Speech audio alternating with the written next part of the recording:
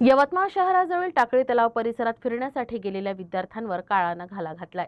तलावाच्या पाण्यात उतरलेल्या 5 मित्रांपैकी तिघांचा पाण्याच्या खोलीचा अंदाज न आल्यानं बुडून दुर्दैवी मृत्यू झाला, तर दोघांनी पोहत आपला जीव वाचवला। यवतमाळ शहराजवळील टाकळी तलाव परिसरात सोमवारी दुपारी ही दुर्दैवी घटना घडली। यवतमाळ येथील जाजू कॉलेजमध्ये शिक्षण घेणाऱ्या 8 विद्यार्थ्यांचा ग्रुप फिरण्यासाठी टाकळी तलाव परिसरात गेला। परिसरात फिरल्यानंतर त्यातील 5 जण तलावाच्या पाण्यात उतरले, मात्र पाण्याची खोली आणि प्रवाहाचा अंदाज न आल्यानं तिघही पाण्यात ओढले गेले। पियुष यादव, प्रथमेश यादव आणि प्रसाद सातपुते अशी मृत विद्यार्थ्यांची नावं आहेत। पियुष आणि प्रसाद हे जाजू कॉलेजमध्ये BSc द्वितीय वर्षाचे विद्यार्थी होते, तर प्रथमेश अभियांत्रिकी महाविद्यालयात शिक्षण घेत होता।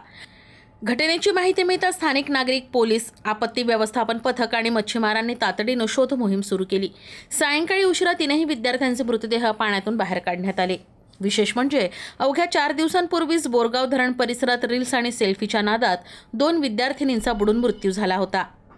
त्यानंतर पुन्हा टाकळी तलावात 3 विद्यार्थ्यांचा बळी गेल्यानं धोकादायक पर्यटन स्थळांच्या सुरक्षेचा प्रश्न आता गंभीर बनला आहे।